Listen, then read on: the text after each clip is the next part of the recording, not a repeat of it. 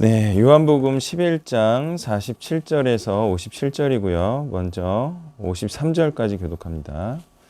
이에 대제사장들과 바리새인들이 공회를 모으고 이르되 이 사람이 많은 표적을 행하니 우리가 어떻게 하겠느냐? 만일 그를 이대로 두면 모든 사람이 그를 믿을 것이요 로마인들이 와서 우리 땅과 민족을 빼앗아 가리라 하니. 그 중에 한 사람 그의 대제사장인 가야바가 그들에게 말하되 너희가 아무것도 알지 못하는도다. 한 사람이 백성을 위하여 죽어서 온 민족이 망하지 않게 되는 것이 너에게 유익한 줄을 생각하지 아니하는도다. 이 말은 스스로 함이 아니요 그 해의 대제사장이므로 예수께서 그 민족을 위하시고 또 그 민족만 위할 뿐 아니라 흩어진 하나님의 자녀를 모아 하나가 되게 하기 위하여 죽을 것을 미리 말함이로라. 이날부터는 그들이 예수를 죽이려고 모의하니라. 아멘. 자, 그리스도께서 죽은 자를 되살리시는 기적과 표적을 행해도 그리스도를 믿지 않고 다른 사람들도 믿지 않게 하려는 이 대제사장들과 바리새인들은 그리스도를 믿는 것이 자신에게 피해가 되고 불리해지기 때문이죠. 자, 그 불리해짐이란 무엇이냐? 이스라엘이라는 땅과 민족을 빼앗기게 됨을 의미하지 않고요. 자신들의 지도권과 영향력이 빼앗기게 됨을 의미하는 거죠. 자, 그러니까 이들이 걱정하는 것은 로마가 부분적으로 허용한 자치권이 자신들에게 있었는데 이것을 빼앗기는 것을 의미하는 거예요. 이스라엘을 빼앗기는 걸 의미하지 않고 자신들이 갖고 있는 이스라엘에 대한 영향력이 빼앗기는 것을 이스라엘을 빼앗기는 거다 이렇게 말하고 있는 거죠. 점점 사람들이 그리스도를 믿고 따르면 자, 이들은 어떻게 되는가? 점점 자신들의 가르침이 틀렸음이 드러나고 그러면 수입이 줄어들고 그러면 로마 황제에게 조공을 바칠 수가 없고 그러면 대제사장직을 유지할 수가 없고 그러면 조직이 붕괴되기 때문에 그래서 그리스도에 대해 적대적인 자들이 된 거죠. 자, 이유 없이 적대적일 수는 없다는 거예요. 예수님을 많은 사람들이 믿는 것이 자신들에게 피해가 되기 때문에 예수님에 대해서 적대적이 된 거라는 거예요. 자, 그래서 50절의 말도 한 것인데요. 50절의 말을 보면 한 사람이 백성을 위하여 죽어서 온 민족이 망하지 않게 되는 것이 너희에게 유익한 줄을 생각하지 아니하노라. 그러니까 예수님이 죽는 게 우리에게 유익하다. 자, 이 말도 죽는 게 자신들에게 유익하다. 그 말이죠. 자, 근데 이 말을 받아치는 그 해의 대제사장이므로라는 이 말이 참 해악이 넘치는 말이죠. 자, 이 50절의 말이 맞는 말이라는 것인데요. 다만 의도가 틀렸다는 거예요. 그러니까 저들이 나쁜 의도로 이러고 있다라는 것을 꼬집고 있는 거죠. 자, 그리스도께서는 이스라엘뿐만이 아니라 다른 민족들을 위해서도 죽으실 거예요. 자, 이를 위해 이들이 그리스도를 죽인 것이다가 아니라는 거죠. 이들은 자신들이 그리스도를 죽임으로 그리스도가 부활하셔서 진정한 승리자이자 하나님의 뜻대로 올바로 살자로 증명될지 모르고 죽인 거죠. 자, 이들은 자신들도 모르고 한 행동이 예수를 그리스도로 증명되게 하는 것이 됐지만 이들은 그리스도께서 부활하실 것을 믿고 죽이려 한 것이 아니라 그냥 죽이려 해서 죽였기 때문에 살인죄를 행한 것이고요. 다만 그리스도께서 이러한 살인죄를 이용하여 자신을 구원자로 증명하신 것이기 때문에 그리스도께서 잘하신 것이지 이들이 잘한 건 하나도 없어요. 그렇기 때문에 또 그리스도가 영광을 받으실 일인 거죠. 물론 이런 식으로 해서 자기도 훌륭한 일에 기여했다고 말할 사람은 없겠지만 그리스도처럼 세운 공이 없음에도 복음이 잘 됐을 때 복음에 올라타려고 하는 자들은 있을 것이기 때문에 하는 말이에요. 자, 무슨 얘기예요? 자, 이들처럼 복음에 해악을 끼치려 하다가 오히려 복음이 잘 되게 하는 이런 사람은 자기도 구원받겠다 뭐 이런 생각은 안 하겠죠. 근데 희한하게 복음에 별로 기여를 안 했으면서도 자기도 구원받을 것이다 이렇게 생각하는 사람들은 많이 있다는 거예요. 그게 아니고 예수님처럼 복음에 기여해야 부활한다는 얘기를 한 거예요. 자, 복음이 잘 되는데 기여하지 않은 자는 마지막 때에 결코 그 공적이 없는 자로 판결될 것입니다. 54절에서 57절을 교독합니다. 그러므로 예수께서 다시 유대인 가운데 드러나게 다니지 아니하시고 거기를 떠나 빈들 가까운 곳인 에브라임이라는 동네에 가서 제자들과 함께 거기 머무리시니라. 유대인의 유월절이 가까움에 많은 사람이 자기를 성결하게 하기 위하여 유월절 전에 시골에서 예루살렘으로 올라갔더니 그들이 예수를 찾으며 성전에 서서 서로 말하되 너희 생각에는 어떠하냐 그가 명절에 오지 아니하겠느냐 하니 이는 대제사장들과 바리새인들이 누구든지 예수 있는 곳을 알거든 신고하여 잡게 하라 명령하였습니다. 네, 아멘. 자, 그리스도께서 에브라임이라는 동네로 후퇴하심은 기회를 잡기 위한 후퇴인데요. 그리스도를 믿는다고 하는 많은 사람들은 왜 에브라임으로 따라가지 않았을까요? 저 같으면 따라갔을 것 같아요. 믿는데 왜 안 따라가요? 인생에 엄청난 기회가 찾아왔는데 에브라임으로 갔더니 안 따라가. 유다에 있을 때만 따라다녀.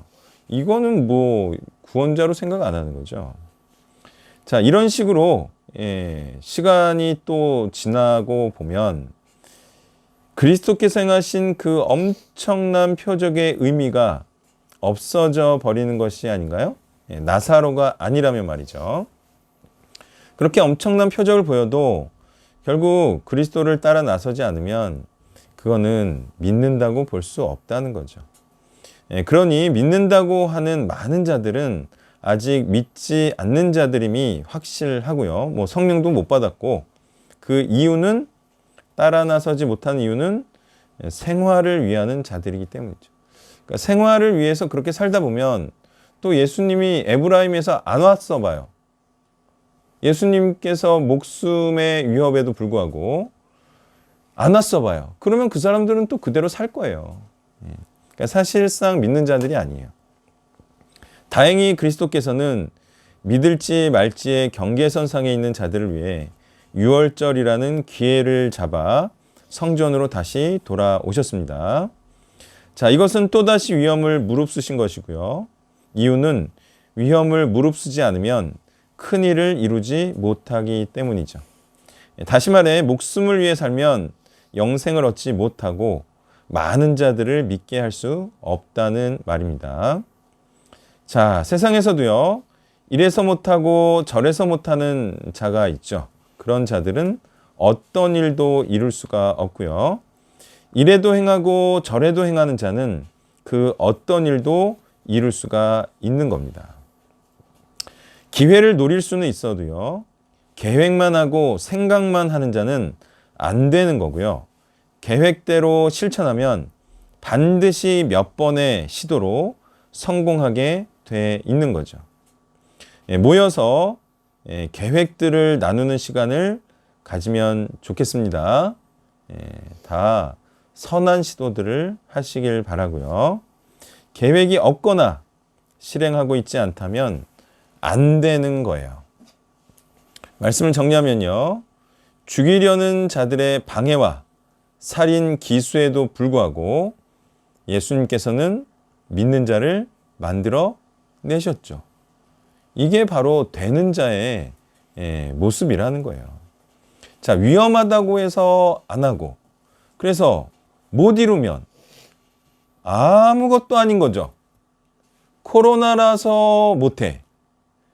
어려워서 못해. 위험해서 안 해. 아니, 그러면 결과가 아무것도 없잖아요.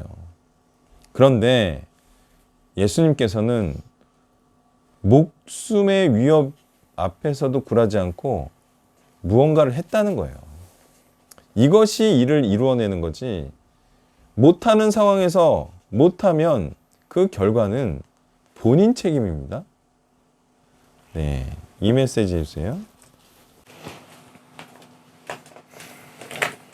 표를 잡습니다. 요한복음 11장 1절부터 16절까지 메시지를 하겠습니다. 먼저 1절부터 6절까지를 읽겠습니다. 어떤 병자가 있으니 이는 마리아와 그 자매 마르다의 마을 베다니에 사는 나사로라.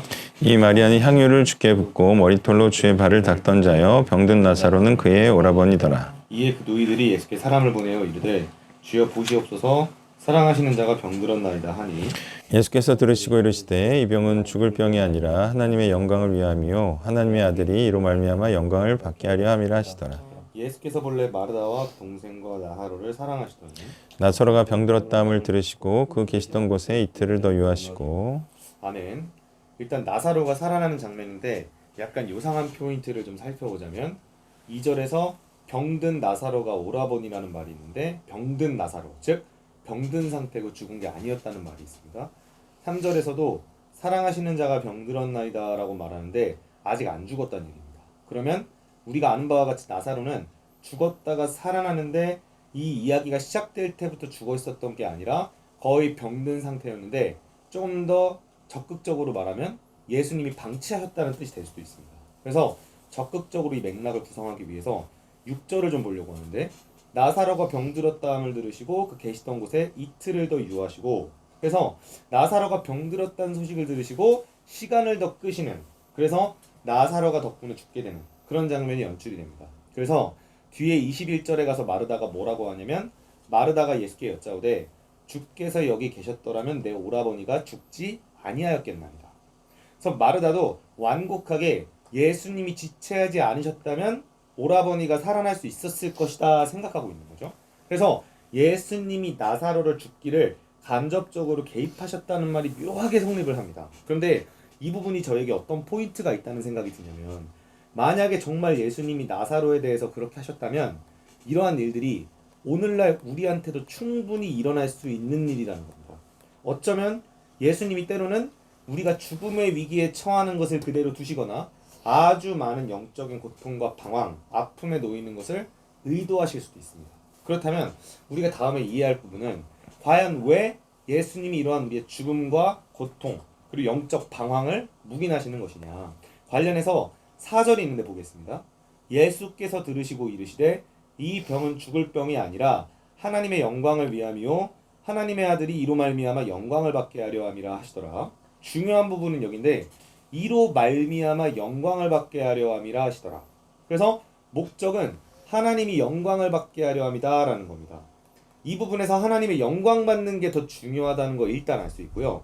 같은 맥락이 요한복음 9장에 또 있는데 9장 11장이 여러 측면에서 참 많이 닮아 있습니다. 9장 3절 읽어보겠습니다. 예수께서 대답하시되 이 사람이나 그 부모의 죄로 인한 것이 아니라 그에게서 하나님이 하시는 일을 나타내고자 하십니다. 이게 맥인 치유 사건이었는데 여기서 하나님이 하시는 일을 나타낸다는 말과 하나님이 영광 받으신다는 이야기가 저희는 어느 정도 이해가 됩니다. 왜냐하면 영광을 받는다는 말은 칭찬을 받는다는 뜻인 거죠. 그리고 칭찬을 받는다는 말은 항상 성격 거의 대부분 맥락에서 하나님이 어떤 일을 하셨는지가 전파되고 선포되고 가르쳐지는 가운데 항상 주어졌습니다. 그래서 공통점은 일단 생명을 살리고 눈을 뜨게 한다는 맥락을 공통하고 있는데, 이 치유하고 온전케 하고 새롭게 하는 그런 기사 가운데 하나님이 어떤 일을 하셨는지가 드러나고 그걸 통해 하나님이 영광 받으시는 게 둘 다 목적이었다는 겁니다. 다시 보게 되고 살아난다는 것은 오늘날 저희가 알다시피 진리를 올바로 보고 올바른 뜻에 따라 나아가는 자, 나아가 생명이 진짜 살아나 부활한 자처럼 거듭나서 예전과는 다른 삶, 새 속에 썩어지는 것에 얽매이지 않는 영원한 것들을 위해 사는 자가 되었다는 뜻인데, 결국 하나님과 예수님의 목적은 영혼을 그러한 상태로 만들어서 완전 이전의 죄의 삶을 죽여버리고 새로운 삶, 그리스도라는 진리의 빛을 바라보고 나아가는 자가 되게 하여 이것으로 인해 하나님이 복음을 주셨고 우리를 구원하여 새롭게 하셨다는 그 사실이 전파되고 나타내게 하는 것을 목적하고 있다는 겁니다. 절대로 하나님과 예수님이 그냥 죽음과 고난을 겪지 않고 평안하게 살게 하는 데에 있지 않다. 만약 그게 목적이었다면 나사로를 죽는 데까지 내버려 두지 않으셨을 겁니다. 그래서 먼저 이러한 메시지 가운데 점검해야 될 것은 나 자신이 과연 그러한 과정을 거쳤는가. 내가 완전히 죽은 것이나 다름없는 삶이고 맹인이나 다름없는 삶이었다는 것을 처절히 먼저 느껴야 될 것이고, 그래서 예수님이 자신이 그러한 상태에 있는 걸 시인하셨을 때 새로운 삶이 무엇인지, 정말 새로운 길이 무엇인지를 말씀으로 깨닫게 하시고 십자가로 감격해 하셔서 이제는 그분 안에서 왕과 제사장 같이 거룩한 일꾼으로서 새로운 삶을 살게 되었다는 것을 내가 스스로가 먼저 감격해 느껴야 됩니다. 그래야 그분 말씀을 따르고자 하는 마음이 생길 것이고 그분을 믿겠다는 마음이 생길 것이고요. 그 다음 이것이 강력하면 이 동일한 과정에 다른 이들도 초대해야겠다는 생각으로 강권하게 되겠죠. 이것이 복음 전파 사역의 원동력이 되기도 합니다. 그리고 이러한 과정을 내가 겪은 다음에는 우리의 제자들과 주변 사람들이 이러한 동일한 과정이 임하도록 해야 하겠습니다. 그러려면 그들에게 너는 죽어가는 자이고 맹인이고 죄인이라는 사실을 분명히 가르쳐야겠죠. 만약 그것을 깨닫지 못한다면 그것을 직접 겪는 상황에 내버려 두기도 해야 하겠습니다. 예전에 가끔 했던 기도인데 우리 가족이 불행한 일을 겪어서 깨닫게 하여 주십시오라는 기도를 가끔 했던 것 같습니다. 문제는 이러한 과정이 예수님의 사랑이라는 것인데 첫째 단락에서 3절, 5절에서 일관되게 언급되는 게 예수님이 나사로를 사랑하셨다. 그래서 우리가 생각하는 사랑과는 달리 예수님이 나사로를 사랑하시고 우리를 사랑하는 것은 이러한 강력한 변화의 상태를 경험케 하셔서 우리로 하여금 하나님의 살아계심과 그분이 우리를 위해 어떤 구속사를 행하셨는지를 나타내고 칭찬하고 영광 돌리는 자가 되게 하는 것이 그분의 우리를 향한 사랑이라는 것입니다. 7절부터 10절까지입니다. 그 후에 제자들에게 이르시되 유대로 다시 가자 하시니 제자들 말하되 라피여 방금도 유대인들이 돌로 치려 했는데 또 그리로 가시려나이까.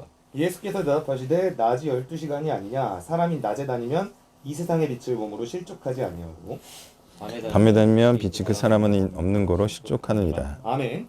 예수님이 제자들에게 유대와 함께 가자고 하시는데 제자들이 놀라는 것은 아직 수전절에 예수님을 죽이려 한 적대자들이 많은데 다시 목숨을 걸겠다는 각오니까요. 그럼 예수님이 왜 가시려고 하느냐? 사람을 살리기 위해서, 그리고 자신이 메시아임을 나타내기 위해서. 그래서 결국 영혼을 구원하고 복음을 전하러 가기 위해서 죽음을 감수하신다. 앞서서는 유명해지는 것을 피하시기 위해 많은 사람들의 사역적 방해를 피하려고 메인 공동체 쪽으로 가지 않으셨지만 지금은 살릴 일이 있고 전할 게 있고 영광 받으실 게 있기 때문에 가는 것이고, 우리도 이러한 목적이라면 어디든 갈 수 있어야겠습니다. 예수님이 여기서 제자들을 안심시키기 위해서 말씀하시는 게 낮이 12시가 아니냐라고 말씀하시는데, 이 말씀이 또 재밌게도 요한복음 9장과 맥락을 되게 같이 합니다. 요한복음 9장에는 이 말씀을 뭐라고 설명하냐면 4절에서 때가 아직 낮이매라고 표현하고 있습니다. 그래서 이 때가 아직 낮이라는 게 무슨 말인지를 알려면 4절 전체를 읽으면 아는데, 때가 아직 낮이매 나를 보내신 이의 일을 우리가 하여야 하리니. 그러니까 이 말은 지금 낮이라는 게 지금 사역할 때다라는 말씀을 하려고 하시는 거죠. 예수님이 요한복음 11장에서 나사로를 살리러 가자고 하시면서 똑같은 말씀을 하셨다는 것은 지금 나사로를 살릴 적기이다, 사역할 수 있는 때이다라는 걸 강조하려고 하십니다. 더 재미있는 부분이 9절 후반부에 보면 낮에 다니는 자는 세상의 빛을 봄으로 실족하지 않는다라고 하는데, 낮에 다니는 자는 맥락상 사역하는 자를 말합니다. 근데 그 사역하는 자는 세상의 빛을 봄으로 실족하지 않는다고 하는데, 여기 세상의 빛은 무엇이냐면 역시 요한복음 9장에 또 나옵니다. 5절에서 말합니다. 내가 세상에 있는 동안에는 세상의 빛이로라. 세상의 빛은 예수 그리스도를 의미하는 겁니다. 예수님이 세상의 빛이라 칭해진 부분이 요한복음 9장도 있고 앞에 8장도 있고 11장도 있습니다.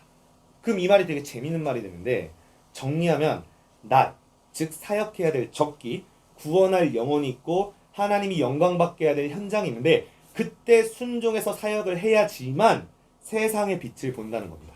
심플하게 말하면 사역해야 예수님과 함께하며 실족하지 않는다. 즉 구원을 받는다는 것이죠. 그러면 우리가 사역을 해야 세상의 빛을 경험하게 되고 빛을 보고 구원받는 것인데, 만약 사역하지 않고 밤에 다니면, 즉 때를 놓치게 되면 빛이 없다, 즉 예수님이 없기 때문에 실족한다, 멸망하게 된다는 것입니다. 11절부터 16절까지 보겠습니다. 이 말씀을 하신 후에 또 이르시되 우리 친구 나사로가 잠들었도다. 그러나 내가 깨우러 가노라. 제자들이 이르되 주여 잠들었으면 낫겠나이다 하더라. 예수는 그의 죽음을 가리켜 말씀하신 것이나 그들은 잠들어 쉬는 것을 가리켜 말씀하심인 줄 생각하는지라.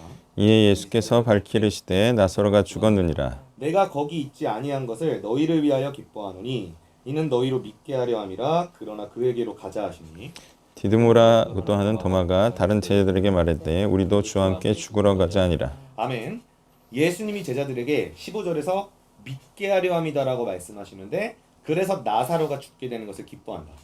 여러 가지 통찰이 있는데 첫 번째는 죽음 또는 죽음과 같은 고난, 영적 타락과 방황에 있는 가운데서도 굉장히 예수님은 태연하시다. 왜냐? 그 상태는 그리스도를 전할 수 있는 기회, 살릴 수 있는 기회이기 때문에. 그렇다면 우리가 그를 살릴 수 있고 그를 변화시킬 능력이 있다면 우리는 그러한 상황에서도 당황하거나 조바심 내거나 절망하지 않게 됩니다.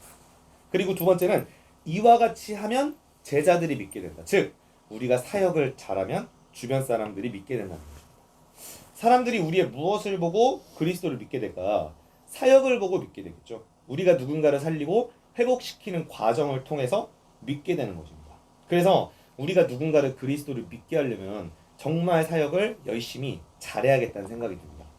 완전 100% 관련된 예는 아닌데 최근에 유튜브로 하면서 이 메시지를 믿지 않는 친척분들께도 막 공유를 드리는데 그분이 거부감보다는 오히려 불신자인데도 이런 말씀을 하시더라는 거죠. 야, 네가 진짜 하나님을 사랑하는 게 느껴진다. 그래서 교인들에게나 들을 수 있는 이야기인데 이게 정말 신실한 메시지를 하고 열정적으로 꾸준히 하면 그게 믿는 자든 믿지 않는 자이든 강력한 힘과 영향력을 줄 수 있다는 것을 소소하지만 느꼈고요. 또 근본에 결혼식을 하면서 저희가 거의 파송식처럼 했는데 거기서 저희 결단도 나누고 우리가 어떤 사역할 건지도 보여드리고 영상으로 편집하고 좋은 설교자를 세워서 그런 헌신과 사역의 중요성을 강조하는 느낌으로 결혼식을 구성했는데 믿지 않는 수많은 분들이 하객의 입장으로 참여하셨는데도 이렇게 지루하지 않고 감동적인 결혼식은 처음이었다면서 거의 나가지 않고 끝까지 결혼식을 그래서 그걸 통해 저희의 사역 비전도 나눌 수 있는. 그래서 믿지 않는 친구가 연락이 왔는데 오랜만에 봐서 좋았고 내가 도울 게 있다면 언제든지 돕겠다. 그 친구는 교회 안 다니는 친구인데도 그런 이야기를 하더라고요. 물론 이게 사람을 살리는 현장을 직접 보여준 건 아니지만 그렇게 열정적이고 능력있고 치열한 사역 현장과 집념이 사람들에게 보여줄 수 있는 감동의 영향력이 정말 있다라는 것을 사역하면서 많이 느끼는 것 같습니다. 마지막으로 16절에서 디두모라고 하는 도마가 나사로를 살리러 가는 길에 주와 함께 죽으러 가자라고 하는 것인데 매일 성경도 그렇고 많은 주석들이 도마의 이러한 태도를 칭찬하고 있는데 왜냐하면 유대인들로부터 죽음의 위협이 느껴지는 곳이니까 도마가 이렇게 얘기하는 게 참 신실하고 충성스럽긴 하죠. 근데 저는 다만 약간 어색하거나 약간의 허전함을 느꼈는데 왜냐하면 좀 제자들이 예수님이 나사로를 살릴 거에 대한 뭔가 강한 믿음이 있어 보이진 않습니다. 그리고 예수님의 사역과 그의 안위에 대해서도 하나같이 염려하고 있는데 이거는 뭐 계속 보여진 태도죠. 주여 그리 마시옵소서 했던 자들이니까요. 그래서 11장 전체로 볼 때는 지금 제자들이 그렇게 분별력 있고 예수님의 부활의 능력을 정확히 인지해서 따르자라고 말하는 것 같지는 않습니다. 그래서 도마도 마찬가지라 생각이 들죠. 어떤 주석에서 이런 말도 합니다. 단순한 의협심. 저도 약간 동의를 합니다. 그냥 나사로를 살리러 가는 거에 대한 기대와 결과보다는 반대파로부터 극심한 핍박을 받을 때 같이 싸우다 죽자. 약간 같은 당원 사람들처럼 고백하는 것인데요. 근데 이게 또 허무했던 건 뭐냐면 결국에 11장이 아직 예수님이 십자가 질 때도 아니었고 혈과 육의 싸움의 현장이 아니었기 때문에 실제로 가서 죽으러 가자는 얘기를 할 필요까지는 없었던 것입니다. 제가 이 말씀을 드리는 이유는 뭐냐면 도마가 지나치게 진지하다. 너무 과하다. 맥락과 눈치가 없이 그냥 열정만 앞서서 섣불리 고백한 것 같다 라는 생각이 들었는데 한편 그러면서 드는 생각은 차라리 이런 게 낫다는 생각을 좀 하는 것 같습니다. 무슨 느낌이냐, 저희가 말씀사역, 연구사역 이런 걸 하면서 실행력, 결단력, 행동력, 열정, 용기 이런 것보다는 약간 지식이나 말씀 연구 이런 것들이 한때에는 집중됐던 시기가 있었는데 그렇게 연구나 지식이 많은 사람들, 근데 그게 실제로 우격다짐으로 인생에서 막 행동력으로 나타나지 않지만 연구는 활발하게 하는 분위기가 한때 있었지만 결국 그런 사람들이 다 떠나가다라는 것이죠. 다만 제자들은 아직은 지식도 부족하고 서툰 모습을 보이고 나중에는 뭐 대제사장의 종의 귀를 자르기도 하지만 그래도 계속 예수님과 끝까지 동행하면서 조금씩 배우고 성장한 끝에는 결국 나중엔 끝까지 남아서 교회를 일으키더라. 그래서 저는 이것을 자세라고 표현하고 싶습니다. 자세가 있고 지식이 있다면 둘 다 결국엔 다 있어야 되는데 지식과 자세 중에 무엇이 부재한 상태로 출발하는 게 그나마 낫냐라고 한다면 그나마 지식 없는 상태로 시작하는 게 낫다. 자세는 있지만 지식이 없다면 그 사람 지식을 쫙 빨아들이면서 더 기뻐하며 성장하고 사역하겠지만 지식은 많은데 자세가 없는 사람은 그 지식으로 지식 노름을 하다가 오히려 타락하거나 복음을 박해하는 자가 될 수 있겠죠. 또한 자신이 지식이 많다는 자존심이 세다 보니까 행동하지 못하는 자신에 대한 공격과 비판을 받아들이지 못하고 저항하게 될 것입니다. 그래서 오늘 본문을 통해서 제자들도 결국에 그 현장을 보게 되고 점점 성장하면서 예수 그리스도의 복음을 위해서 헌신하는 자들이 된다. 그리고 그 모든 일들을 통해서 예수님은 이 영혼을 구원하고 세상을 구원하고 그가 그리스도임을 나타내고 그것을 사람들이 인정하고 칭찬하고 전파하길 원하신다. 우리도 이러한 삶을 신실함과 용감한 믿음으로 살아가기를 소원합니다. 네, 아멘. 자, 나사로가 죽지 않는 것과 다시 살아나는 것의 차이가 뭐죠? 예수님께서 옆에 계셔서 죽지 않은 것과 예수님이 옆에 안 계셔서 죽었다가 살아나는 것의 차이. 그러니까 차이가 있으니까 이런 말을 하는 거죠. 예수님이 그때 계셨더라면 죽지 않았을 겁니다. 자, 이 말을 하는 거는 차이가 있으니까 하는 걸 거예요. 그죠? 자, 무슨 차이죠? 안 죽었으면 더 좋겠다. 죽었다가 살아나는 것보다 살아나는 것은 내가 알고 있고 믿는다. 그래도 죽지 않는 것이 더 좋았던 거 아닙니까? 뭐 이런 식으로 따지는 거죠. 그럼 차이가 뭐예요? 근데 죽지 않는 거를 더 좋아하잖아요. 마리아하고 마르다하고. 자, 이유가 뭘 것 같아요? 자기가 살아있는 동안에는 나사로가 살아있으면 좋겠죠. 그거 말고 다른 차이 있나요? 나사로를 위한 거예요, 아니에요? 나사로를 위한 거는 아닌 느낌이죠. 왜? 나사로를 위한다면 나사로 어차피 영생할 건데 뭐 구원 받을 건데 죽으면 어때? 하나도 안 불쌍해. 뭐 이렇게 가겠죠. 자, 하나님을 위한 건가요? 하나님 나사로를 왜 지금 죽이세요? 지금 일도 할 게 많은데 하나님을 위해서. 자, 그런 느낌은 아니죠. 왜? 그거는 하나님을 탓할 게 아니잖아요. 하나님께서 그렇게 판단하시고 지금 죽게 한 것인데, 아니 하나님을 위해서 지금 안 죽는 게 더 좋잖아요. 그거는 하나님의 판단력을 오히려 불신하는 거죠. 하나님을 위해서도 그렇게 하나님한테 서운하다고 말은 안 하겠죠. 결국 이 심리는요, 자기를 위한 심리예요. 내가 살아있는 동안 나사로 오빠가 있어가지고 계속 나한테 도움도 주고 정서적인 안정도 주고 그래야 되는데 왜 지금 빨리 데리고 가세요? 이런 느낌이기 때문에 이것도 정신 차려야 됩니다. 옆에 있는 사람이 믿는 사람인데 또 복음을 위한 사람인데 일찍 죽었어.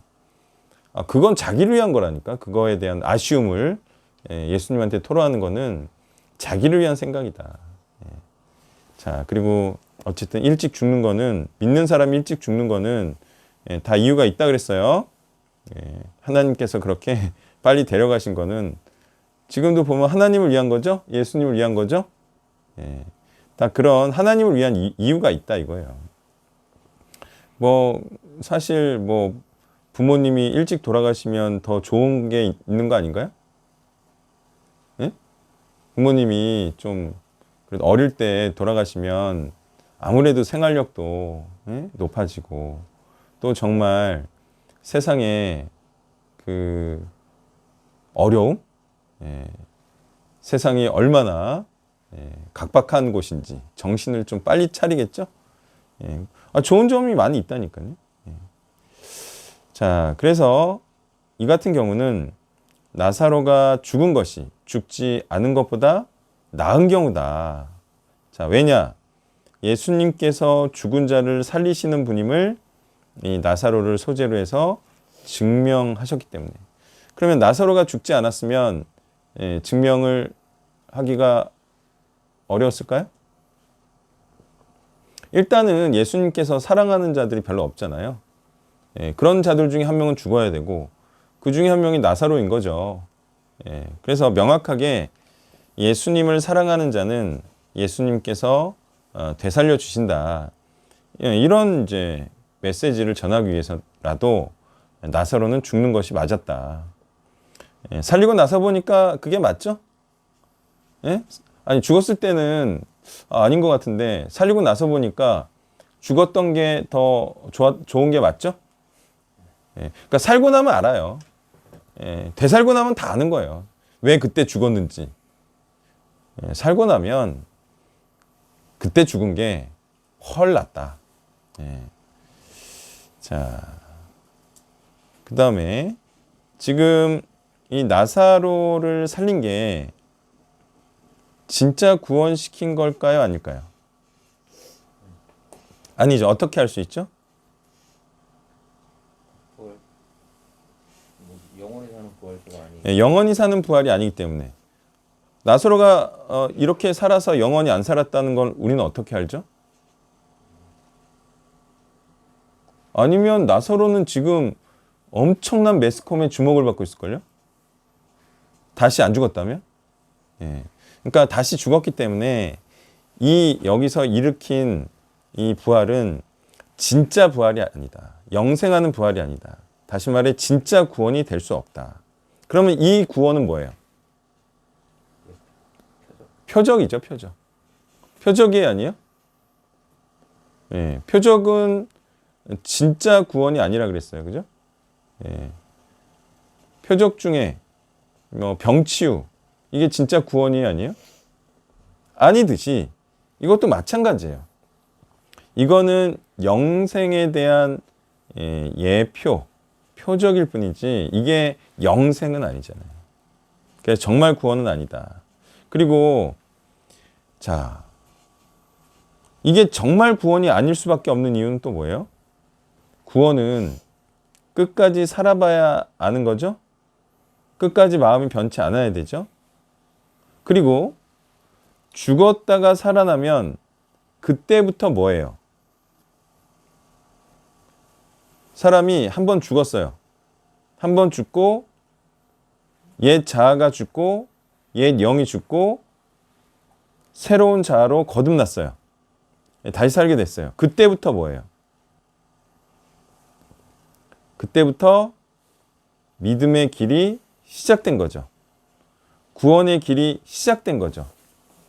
그러니까 이거는 구원이라고 말하기에도 표적이기 때문에 안 되는 거고, 설사 이때부터 나사로가 새로운 삶을 시작했다고 하더라도 그거는 구원의 길을 시작한 거지 구원이 확정적으로 주어진 것은 될 수가 없다.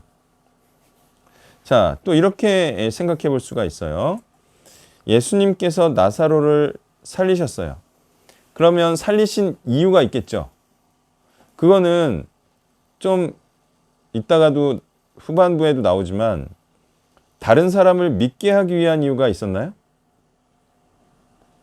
나사로가 다시 사는 것을 보고 제자들을 믿게 하려는 의도가 있었지만 나사로에 대한 의도도 있을까요? 어떤 사람이 다시 사는 걸 보고 그걸 본 사람을 믿게 하려는 의도도 있지만 그 되살린 사람에 대한 의도도 있을 거 아니에요. 그게 뭐예요? 그게 또한 하나님 앞에 영이 깨어 있어 하나님의 뜻대로 살게 하기 위한 것이겠죠. 그런 의미에서도 이거는 살아봐야 되는 거죠. 그렇기 때문에 이것도 확정적인 구원이 될 수 없다. 자, 그 다음 7절에서 11절을 보면 그래서 예수님께서 말씀하시고자 하는 바는 가고 안 가고의 판단은 무엇으로 하는 것이다? 제자들은 위험하니까 안 가는 거고 안 위험하면 가는 거라고 생각을 하잖아요. 근데 예수님의 생각은 다르다고요. 이래서 간다. 자, 이래서가 뭐예요? 지금 내가 가려고 하는 것은 빛을 내려고, 빛의 일을 하려고. 자, 이게 무슨 얘기냐면 빛의 일은 언제 하죠? 낮에 하죠. 밤 일은 언제 하죠? 밤에 하죠. 빛의 일이기 때문에 내가 낮에 가는 것처럼 당당하게 간다. 그리고 빛의 일을 하면 사람이 어떻게 된다? 실족하지 않는다. 자, 빛의 일을 하면 낮의 일을 하는 것처럼 당당하게 하고 당당하게 해야 넘어지지 않는다. 자, 그러면 이 넘어지다, 실족하다라는 표현은 어떤 표현을 의미할까요? 여기서 넘어지다, 실족하다. 자, 사실상 이 표현은 어떻게 되는 걸 의미할까요? 지금 계속 무슨 얘기하고 있었죠? 위에서부터?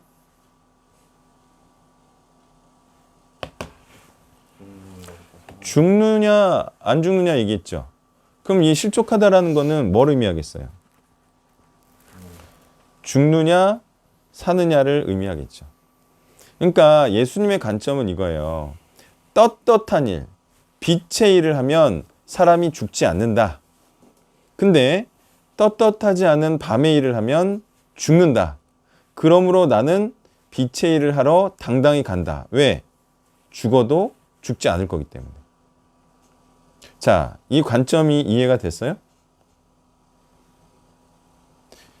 제자들은 위험하니까 죽을까봐 가지 않는 게 맞지 않느냐 얘기하는데 예수님은 빛의 일을 하면 죽어도 살 것이기 때문에 나는 빛의 일을 하러 간다. 아시겠죠? 이게 맞아요, 틀려요? 이게 맞는 거예요. 그러니까 이제 도마의 말도 약간 이상한 게 지금 죽으러 가는 거예요? 살려고 가는 거예요? 실족하지 않는 일을 하러 가잖아요. 그러니까 이제 도마는 여기까지는 몰랐겠죠. 정말 죽음을 무릅쓰고 우리가 같은 당이 되어서 같이 함께 행동하자. 우린 리더를 따르겠다. 여기까지인 거지. 예수님께서 진짜 살려고 하는 길을 가려고 하는 건지는 모르겠죠. 예. 자, 그래서 우리가 하고 안 하고의 판단은 이게 빛의 일이면 하고 아니면 안 하는 겁니다. 위험하다고 해서 안 하고 안 위험하면 하고 이거는 정말 목숨을 아깝게 여기는 세상적인 사람들의 판단인 거죠. 자, 그래서 15절을 보면 내가 거기 있지 아니한 것, 다시 말해 나사로가 죽도록 한 것은 너희로 믿게 하려 합니다. 다시 말해서 누군가를 구원하는 일은요, 다른 사람을 믿게 하기 위한 거예요. 이걸 뭐라고 불러요? 이걸 영적 재생산이라고 그러죠. 영적 재생산을 위해서 영적인 생산의 일을 하는 게 맞나요? 네. 그래서 이게 계속적으로 누군가를 구원함으로 또 다른 구원 받을 사람을 만들어내지 못하면 그거는 또한 비성경적인 것이겠죠. 어떤 정말 몇 사람만 구원시키려고 해. 그건 있을 수가 없습니다. 예? 그냥 가족 몇 사람 구원시키려고 해. 있을 수가 없어요. 그거는 정말 성령의 마음이 아닌 거예요.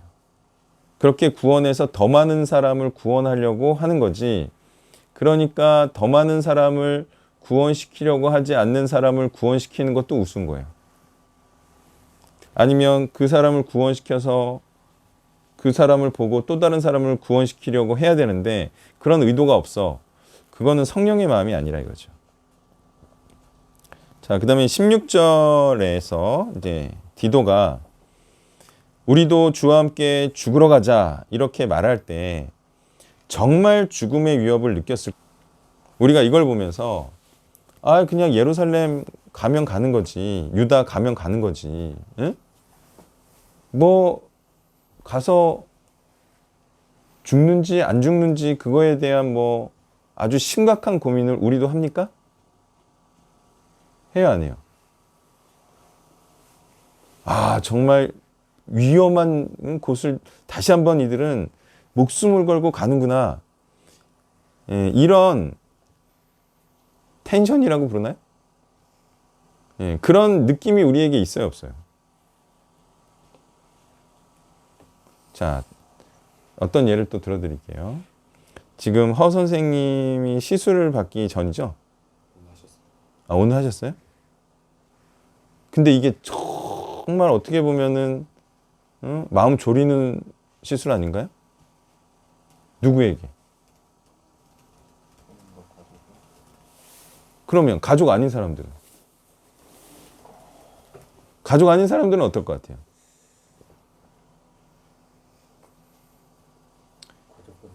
심각해요, 안 심각해요? 아, 그냥 정말 잘 받으시길 원한다. 근데 가족들은 어때요? 심각하죠?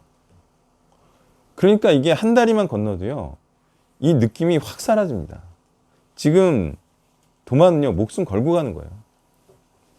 돌 맞을 각오로 가는 거죠.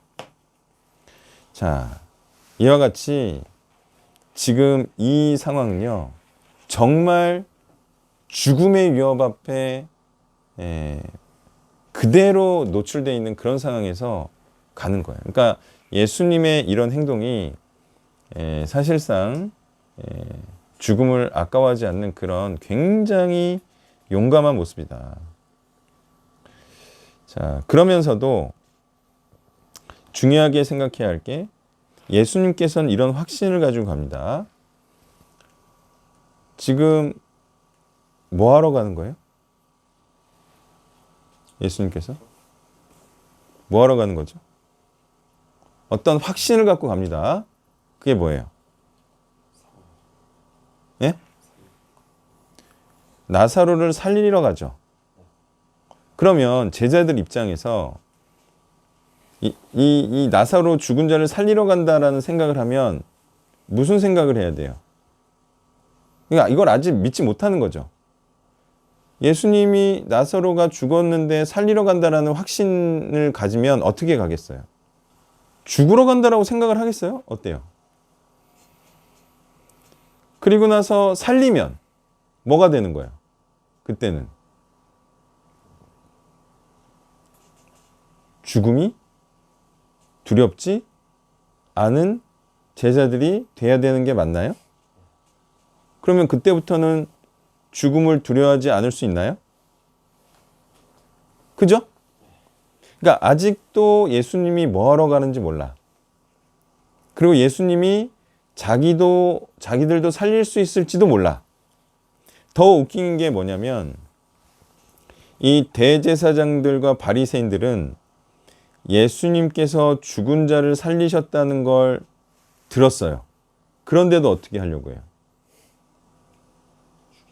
죽이려고 하죠. 그러면 죽여봐야 어떻게 되겠어요? 살겠죠. 근데 죽이려고 하죠. 정말 웃기지 않아요? 이런 식의 지금 굉장히 예수님을 믿지 못하는 모습들이 계속 펼쳐지고 있다는 거예요. 마리아와 마르다도 예수님께서 사실상 살리실 수 있는 분임을 은근히 믿지 않는, 아니 뭐 나중 살리든 지금 살리든 뭐 좀 살리면 되는 거지, 그걸 은근히 원망하는. 그러니까 예수님이 어때요? 그에 대한 반응이 어땠어요? 원어가? 통분히 여겼죠. 그러니까 매우 분노하셨습니다. 왜? 예수님이 분노하지 않는 건 하나예요. 믿지 않는다 이거죠. 믿지 않는다. 그리고 눈물을 흘리니까 이것도 나사로를 불쌍히 여기시나 보다, 이런 식으로.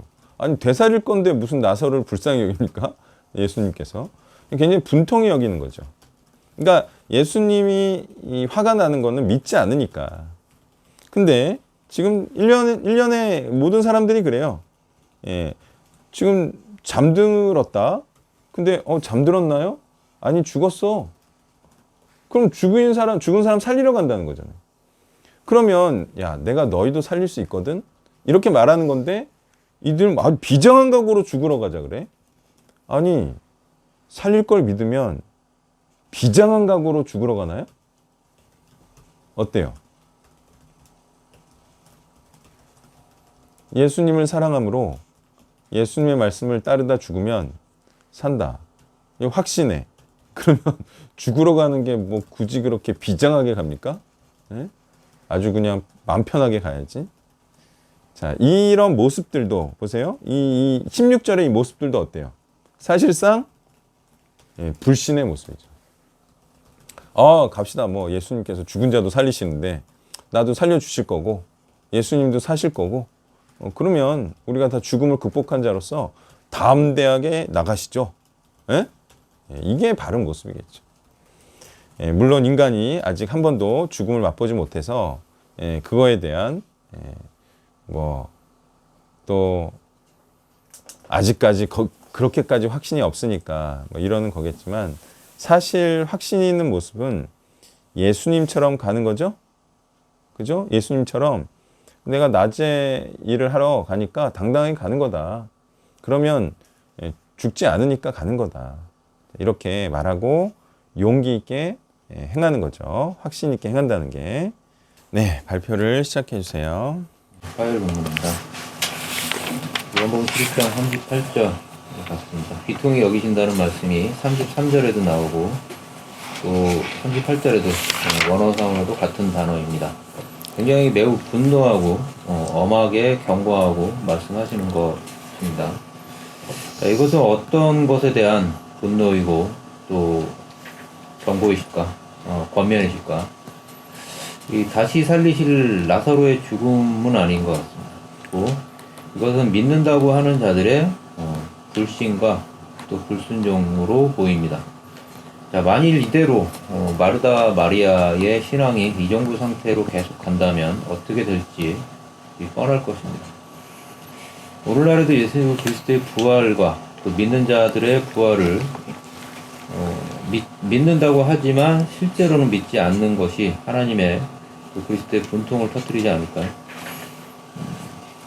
믿는다, 예수님을 사랑한다, 아멘 아멘 하면서도 또 죽어서 살 것이라는 예수님의 말씀을 믿지 않고 오히려 죽지 않으려는 요인들이 많은 것이고 이 땅에서 잘 살고 잘 먹고 더 높아지고 부해지는 것이 오히려 하나님의 뜻인 양 사는 사람들이 기독교 안에 너무 많다는 것이죠. 그리스도의 이러한 가르침과 노력은 그들에게 있어서는 헛된 노력이 될 것입니다. 우리는 죽어도 살 것이다 라는 그 말씀을 믿고 목숨까지 내놓고 복음을 위해 살아야 될 것입니다. 이상입니다. 네, 이게 이제 분통히 여기다, 매우 분노하다, 또는 이제 답답하게 여기다, 뭐 이렇게 볼 수도 있는데요. 자, 돌을 옮겨 놓으라고 하니까 무슨 말을 해요? 나흘이 돼서 너무 힘수가 난다. 이거 또 화가 나는 거죠. 예. 계속 화나는 말만 하는 거예요. 이 화나는 말은 믿지 않는 거예요. 뭘 믿지 않는 거냐면 이 말을 하는 것 자체가 벌써 냄새가 나나이다. 그럼 뭐 냄새가 나면 못 살립니까? 그러니까 이런 걸 보면 되살릴 것을 사실상 믿지 않았다라고 봐야 하겠죠. 되살리러 오셨으면 그때부터 어떻게 하기만 해야 돼요? 기뻐하기만 해야 되죠. 그래 안 그래요? 예수님께서 되살리러 오셨다라는 것을 믿었다면 그때부터 만세를 부르고 기뻐하기만 해야 됐죠. 돌을 굴리라고 했으면 그냥 빨리 굴렸겠죠. 근데 이런 말 하는 것 자체가 예수님께서 살리실 것을 믿지 않았다라는 것이고 그러니까 예수님이 화가 난 거죠. 단순히 믿지 않는 이런 자들에 대한 화라기보다는 제 생각에는 이렇게 팽배해 있는 죽음에 대한 패배정신 그리고 사단이 이렇게 만들어 놓은 세상에 대한 분노도 있었을 거예요. 이렇게 죽음에 대해서 슬퍼할 수밖에 없고 이 죽음에 대해서 다시 죽음을 이길 수 없다라고 생각하고 있는 이 팽배해져 있는 생각들 이것에 대한 분노도 있겠죠. 누구에 대한? 사단에 대한 분노도 있었을 거예요. 이런 불쌍한 세상이 되어버린 그리고 패배한 자들의 모습 이런 전체적인 것들을 보고 또 분노하셨을 거예요. 자, 그 다음에 자, 예수님께서 이렇게 오셨으면 당연히 죽은 자를 살리시려고 오신 줄 생각하고 있었어야 되는데 돌을 굴리라고 할 때까지도 예수님께서 그러면 뭐하러 오신 분으로 생각한 거예요? 시체 구경하러 온 줄 생각하는 거죠. 아니, 이게 좀 너무 생각이 좀 모자르지 않나요? 예수님께서 시체를 구경하러 왔다. 예, 그럴 리가 없잖아요. 그러니까 이것도 상당히 참 답답한 사람들이에요. 자, 그렇다면 이들이 왜 이렇게 죽음에 대해서 굴복된 생각들을 하고 있었을까요?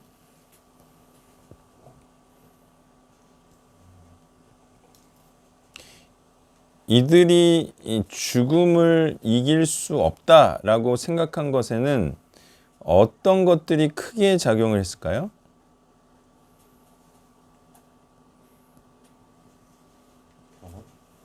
그렇죠. 지금까지 죽은 자가 살아난 것을 본 적이 없다라는 경험, 그리고 과학적 사실.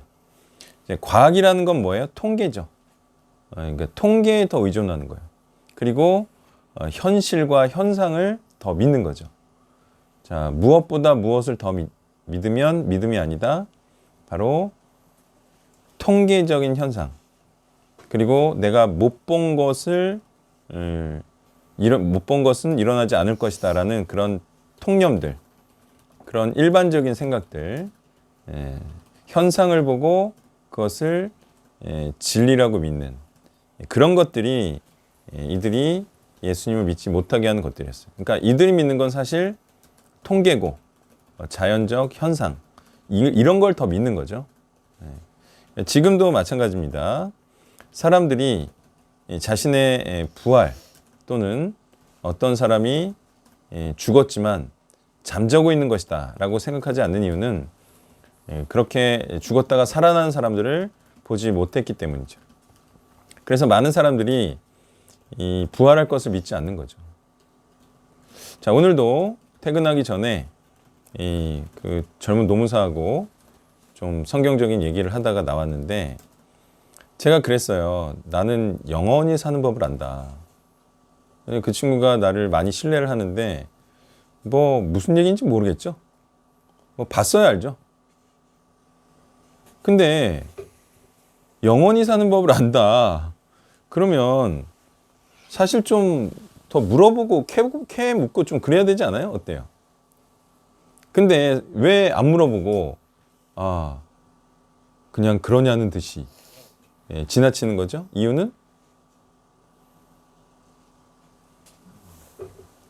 그게 믿지 않는 거죠. 믿으면 어떻게 하겠어요? 캐 묻겠죠. 그냥 캐 묻지 않는 것 자체가 믿지 않는 거예요. 그 다음 두 번째. 그렇다고 쳐요. 영원히 사는 법을 안다고 쳐. 정재식 이사님이. 안다고 쳐. 그래도 더 알아보지 않는 이유는?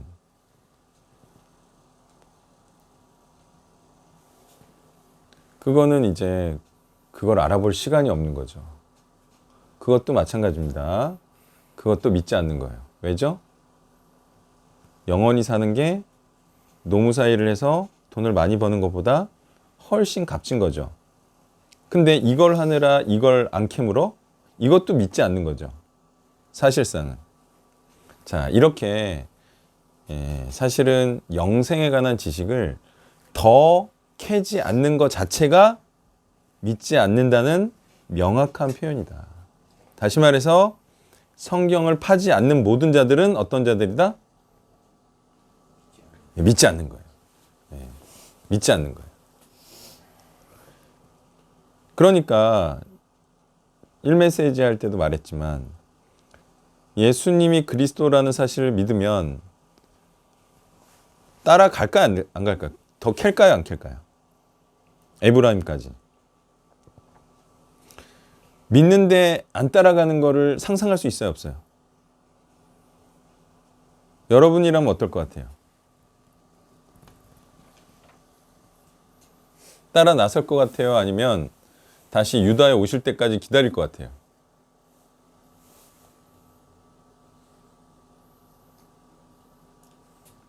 그러니까 나사로가 다시 산 것을 보고 예수님을 많이 믿었죠. 사실상 믿는 거예요, 안 믿는 거예요? 그러다가 가셔서 어디 가셔서? 에브라임 가셔서 안 오면 어쩔 거예요? 그럼 뭐 표적 보고 믿는 게 뭐 지나간 그냥 하나의 사건이 되는 거잖아요. 그럼 믿어서 어쩔 건데요? 그러니까 나사로가 살아나는 것을 보고 믿었어. 그래서 뭘 어떻게 삶이 변화가 되죠? 그렇죠. 그러니까 이것도 사실상 믿는 게 아니에요. 결국은 표적을 보고 믿는 건 믿는 게 아니다. 그러면 뭐로 믿어야 되는 거예요? 예, 말씀을 보고 믿어야죠. 그래야 믿는 거죠. 예, 그러니까 우리가 성경을 딱 보고 믿는다라고 했지만 사실상 이게 또 믿는 게 아니라는 거죠. 자, 우리가 그래서 생각을 깊게 해야 됩니다. 그냥 단순히 믿었구나, 믿었으니까 구원받았겠네. 그럼 끝. 사고가 거기서 끝나면 안 되고, 그러면 믿은 다음에 어떻게 한 행동을 보고 그 다음에 이 사람이 정말 구원의 길로 가느냐 안 가느냐를 판단을 해야지. 믿었으니까 끝. 그게 아니라 그럼 믿는 게 아니라니까요. 믿고 나서 예수님을 따르는 순종을 행했는지 거기까지 보고 또 믿는 것의 목적이 또 다른 믿는 자를 믿게 하는 것이기 때문에 정말 그런 믿는 자이냐 아니냐도 우리가 봐야 된다는 거예요. 그 다음에 주세요. 하율자 본문을 45절, 46절 보면서 여기에 이제 표적을 본 두 가지 방향에 대해서 좀 보았습니다. 결국 진짜 사람이 얼마나 이 놀라운 일들을 봐도 그리고 보고 싶은 대로만 보고 그냥 믿고 싶은 대로만 믿는 것이 얼마나 참 위험하고 참 변하기 어려운 것인가를 좀 보았습니다. 절대 살 수 없을 거라고도 믿었음에도 믿었지만 그 앞에서 진짜 사는 것을 봤음에도 불구하고 어떤 자는 그를 믿었지만 어떤 자는 그 놀라운 일을 보고도 그냥 바리새인들에게 가서 그 예수를 잡는 그것들을 이제 주는 것을 보면서 결국 정말 믿고자 하고 정말 뭐 아무리 놀라운 것을 본다 해도 내가 정말 마음을 열고 정말 믿고자 해야지 믿는 것이고 계속 그냥 고정관념 어떤 고집만 부리면 결국 예수님을 끝까지 믿을 수 없다라는 것도 좀 보게 되었습니다. 네, 죽은 자가 일어났는데도 예수님께서 하신 일을 안 좋아하는 자들에게 일리러 가죠. 자, 이들이 이러는 가장 중요한 이유가 뭘까요? 죽은 자를 일으켜도 안 믿어. 이러는 이유.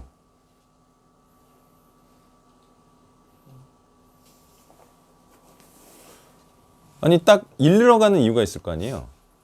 그죠? 일리러 가는 이유.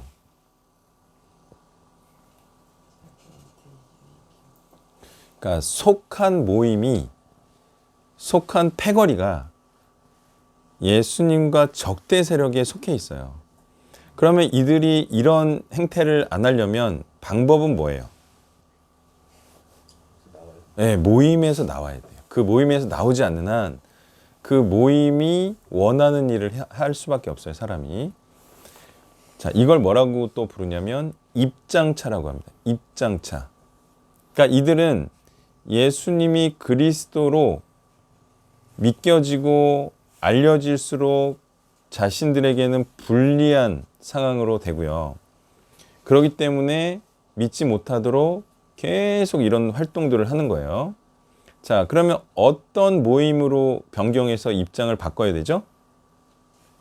예수님이 그리스도로 알려지면 자기한테 유리한 입장으로 옮겨 타야 되죠. 그 유리한 이 입장으로 옮겨 타는 그 모임이 어느 모임이에요? 제자 공동체로 넘어와야 되죠. 넘어오겠습니까? 아니, 대제사장 무리에 있다가 이 예수님 무리에 옮겨오려면 이게 입장을 변경시키는 거잖아요. 그러면 어떤 일을 감내해야 돼요?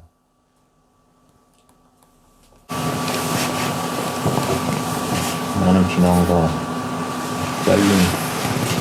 일단 뭐 급여를 포기해야죠. 급여를 포기해야 되고, 그리고 일단은 가장 큰 걸 포기해야 돼요. 그죠? 그리고 목숨의 위협을 받는 쪽으로 옮겨 타야 돼요. 이걸 뭐라고 하냐? 이걸 변경이라고 하죠. 그러니까 입장을 변경시키지 않으면 이들은 결코 예수를 그리스도로 믿을 수 없는 자들이죠. 자, 중간자들이 있나요? 이러거나 저러거나 유리하지도 않고 불리하지도 않은 그런 자들이 있죠. 일반 백성들처럼 제자 그룹도 아니고 대제사장 그룹도 아니야. 그런 사람들은 어떤 태도를 취할까요? 적극적으로 예수를 그리스도로 믿게 하는 활동을 하지 않겠죠. 자, 그런 자들이 어떤 자들이에요? 예수님이 그리스도로 알려지는 게 나한테 그렇게 불리하지도 그렇게 유리하지도 않아. 나한테 득이 되는 게 없어. 나한테 피해가 되는 것도 없어. 이런 일반 백성들의 입장이 어떤 자들이에요?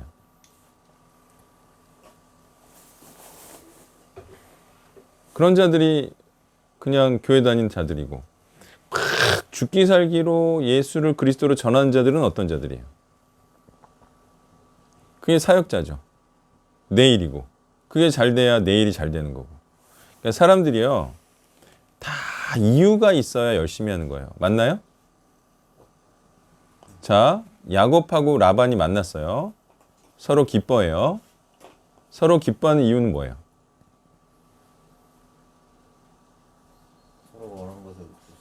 서로에게 엄청난 서로에게 득이 돼요. 야곱은 뭐가 득이 되죠?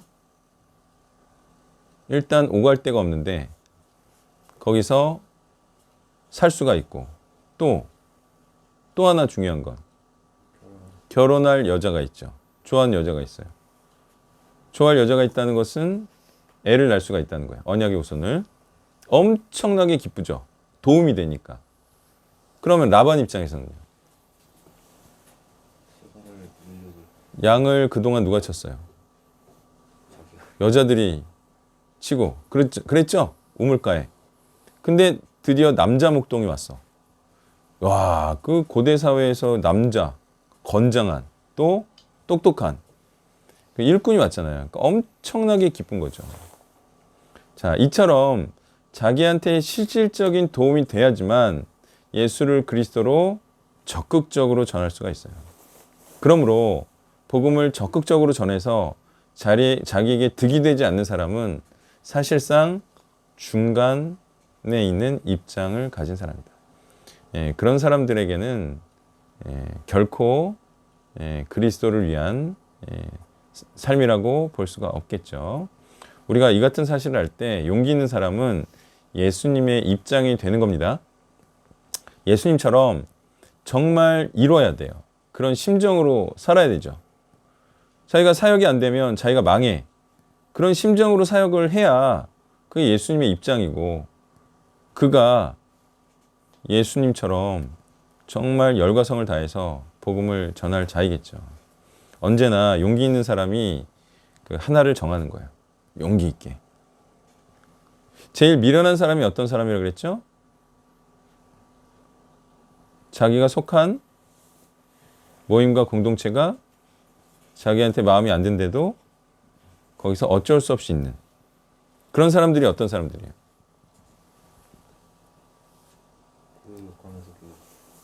네, 교회 뭐 욕하면서 뭐 그 교회 다니는 사람도 있지만 회사 다니기 싫어하면서 회사 다니는 사람들 있죠. 네, 그런 사람들도 참 어리석은 사람들이야.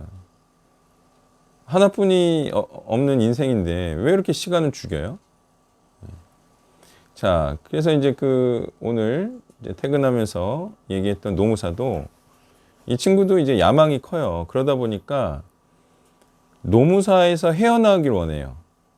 그러니까 노무사를 계속하기가 너무 싫은 거야. 그래서 자기도 사업을 하고 싶대. 그래서 이제 나한테 이제 붙은 거죠. 내가 뭐 하나 빵 터뜨릴 때를 옆에서 이제 기다리고 있는 거예요. 그럼 자기도 용겨 타려고. 그래서 내가 그랬죠. 참 어중간하게 있다. 응? 노무사 고시를 패스해가지고 참 어중간하게 있다 그랬어요, 제가. 아니 그거를 놔야지 사업을 하지. 그걸 안 놓고 어떻게 사업을 하냐. 참 애매한 입장에 있다 이랬어요. 근데 걔 친구는 더 한심해요. 지금 순경을 하고 있는데 순경을 너무 그만두고 싶어해. 그래서 내가 한 달에 50만 원씩 대줄 테니까 당장 그만두라고. 2년 대줄 테니까. 근데 안 그만둬. 이번에 이제 기동대 발령 나고 싶어서 저한테 좀 백 좀 써달라 그랬는데 뭐 인사계에 뭐 경대 출신이 있어야 백을 써주지. 그래가지고 결국은 최악의 장소로 발령 났어. 걔는 더 안심해. 걔는 이제 노무사가 되고 싶어 하는데 아니, 빨리 그만두고 올인을 해라. 리스크 없이 무슨 일을 해내냐. 응?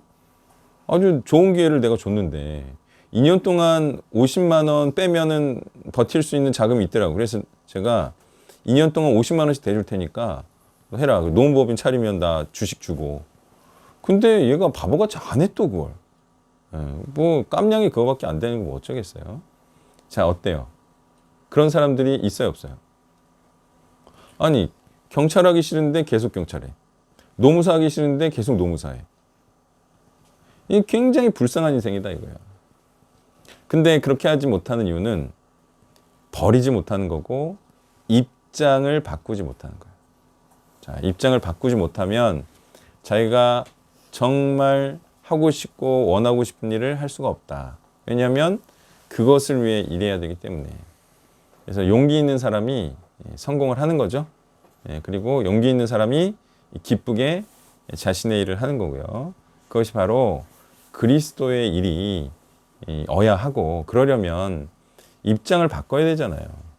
돈 버는 입장에서 복음을 전하는 입장으로 바꿔야 되고, 그러면 돈 버는 삶에서 복음을 전하는 삶으로 변경해야 되죠, 삶을.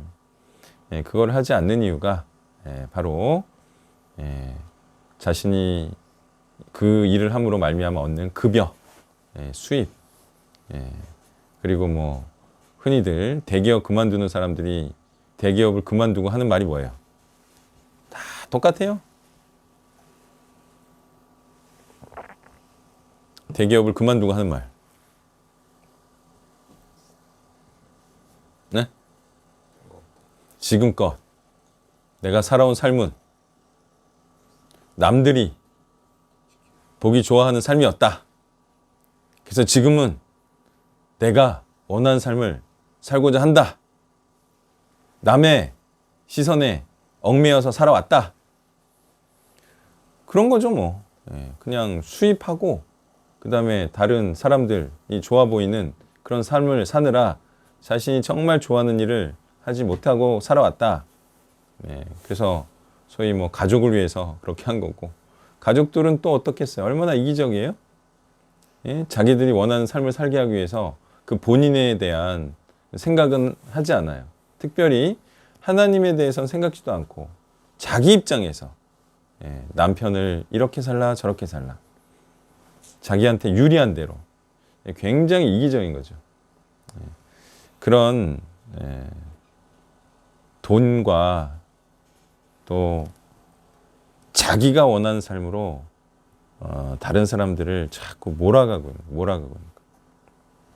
근데 나와보면은 알아요. 그죠? 나와보면 돼요. 근데 그 나오기까지가 용기가 필요한 거죠. 그러니까 진리로 자유케 된 삶을 살면 정말 이것이 하나님 앞에 자유로운 삶이고 죄에서부터 풀려난 삶이라는 걸 알게 되는데, 그 안에 있을 때는 그게 그냥 전 세계인 듯 죽을 둥살둥 살아가는 거죠. 자, 이제 그 세상 사람들을 만나다 보면 이제 두 부류로 나눠요. 아주 젊은 친구들 빼고는. 첫 번째는 열심히 사는 사람들이 있어요. 어떤 한 회사에 속해서 정말 누가 봐도 열심히 산 사람들이 있어요. 그리고 또 한 부류가 어떤 부류인지 아세요? 젊을 때 열심히, 중년 때 열심히 한 회사에 속해서 열심히 산 사람들이 있어요. 그리고 또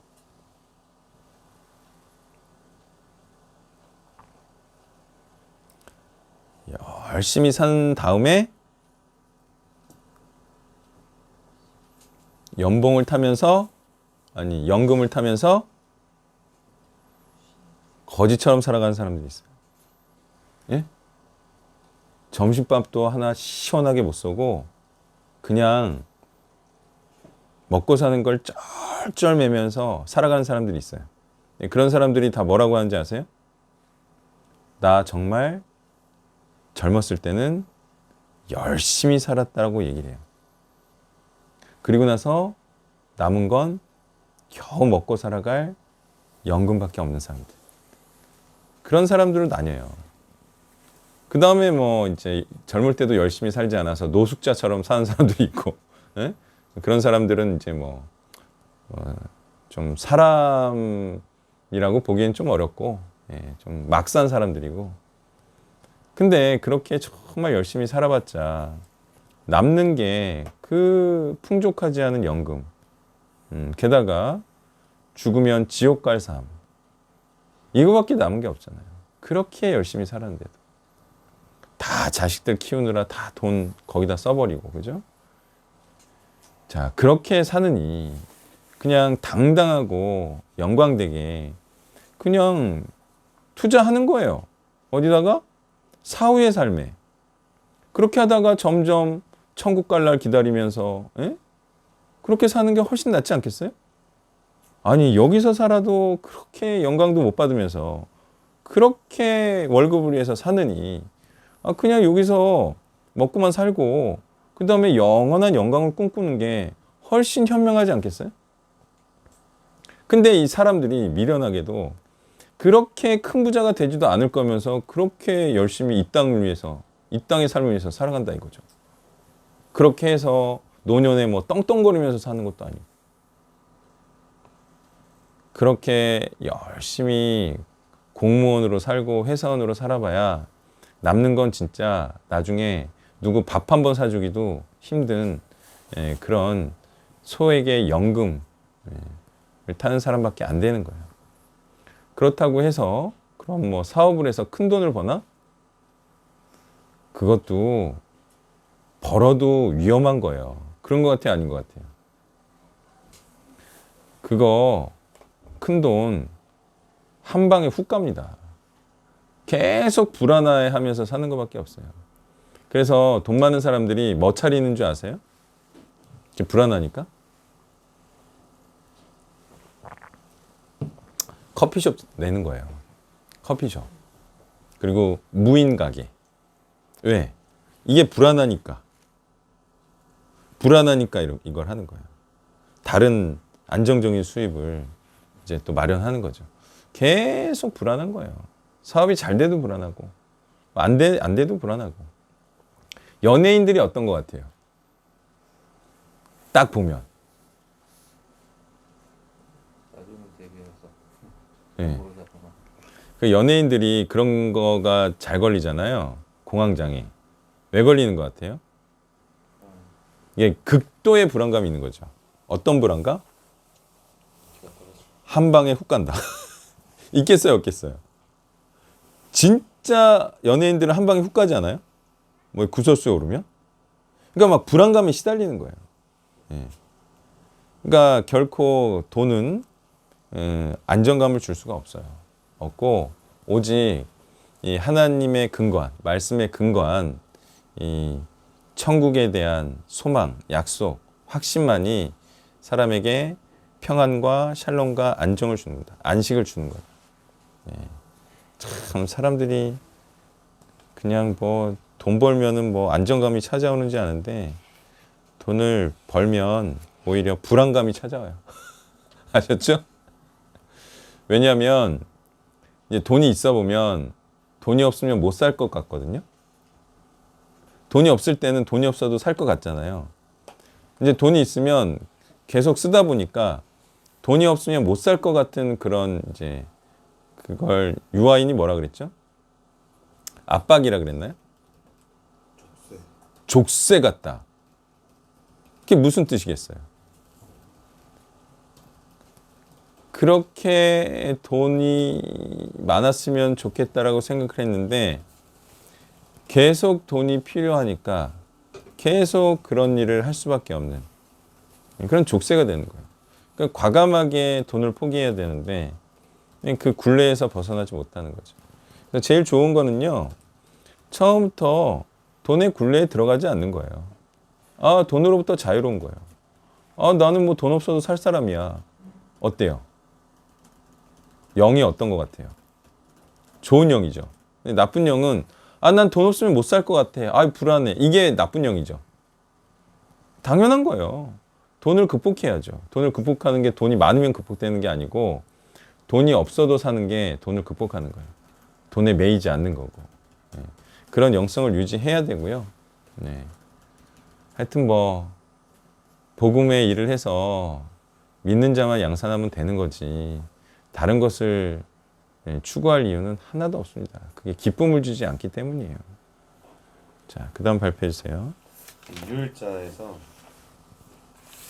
마리아와 마르다에 대한 이야기, 사실 뭐 일요일자에만 국한되진 않는데 일요일자를 좀 시작으로 이걸 좀 보려고 하는데 특별히 지금 20절에서 마르다는 예수께서 오신다는 말을 듣고 나가 맞이하되 마리아는 집에 앉았더라. 이게 뭐 단편적인 사실일 수도 있는데 성향 차이라는 걸 좀 보여준 단서 중에 하나를 생각했는데 여기뿐만 아니라 복음서 전반에서 마르다는 굉장히 분주하기도 하고 외향적인 성격을 좀 많이 보여주는 것 같습니다. 예를 들면은 누가복음 10장에서도 마르다는 분주하게 음식 준비도 하고 있고 여기에서는 예수님을 막 맞이하기도 하고 그리고 예수님에게 좀 더 적극적으로 나서서 막 비난하기도 하고 원망하기도 하고 21절에 그런 얘기도 있죠.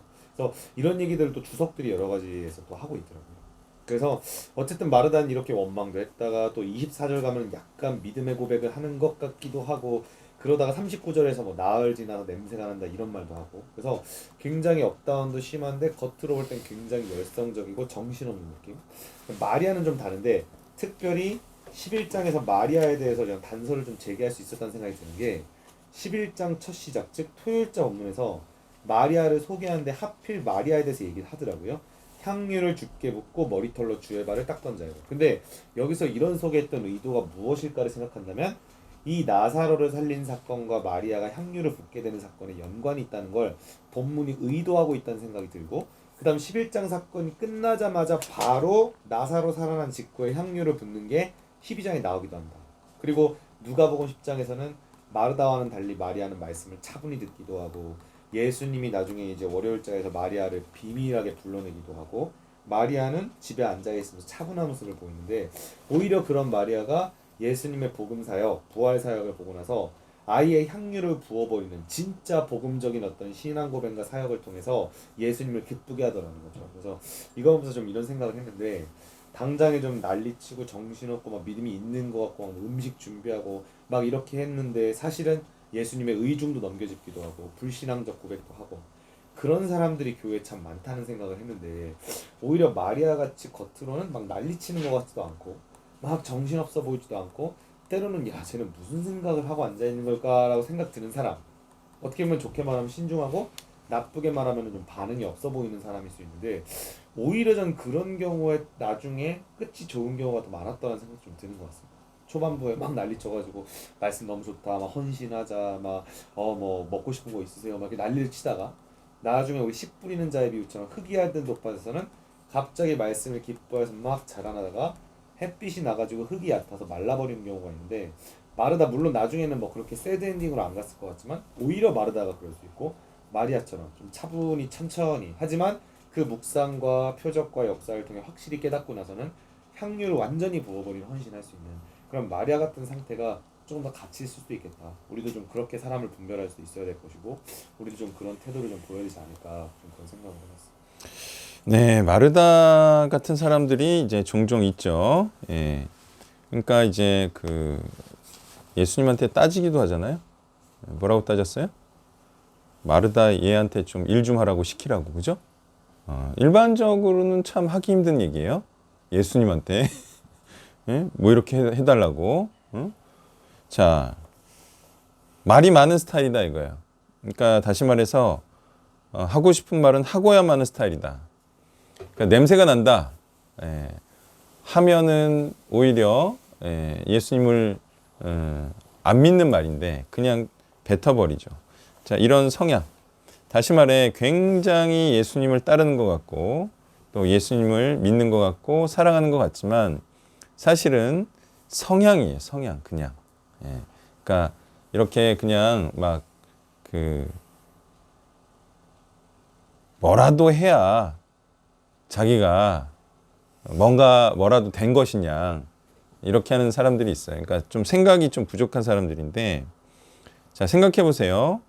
자꾸 이런 식으로 말씀에 집중하고 있는 마리아한테 쟤한테도 일도 좀 시켜주세요. 일하라고 해주세요.